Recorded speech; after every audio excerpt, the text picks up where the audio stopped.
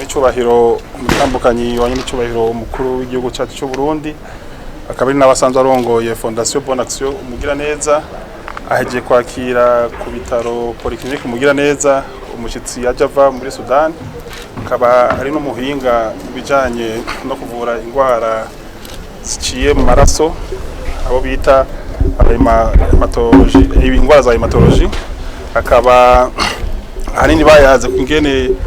ivyo asanzwe akorera mu gihugu cya Sudan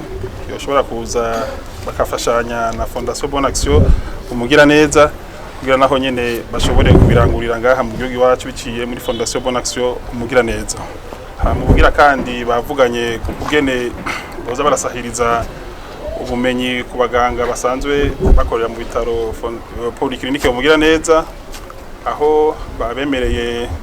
ahanini n'icuma gisanzwe kivura ingwara zo mu magufa cyo bita radiography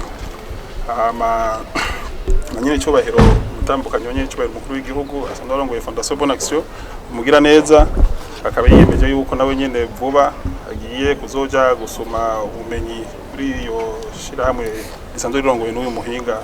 w'umuganga aje kudutemberera kuri no busi kuri Fondation Bonne Action umugira neza.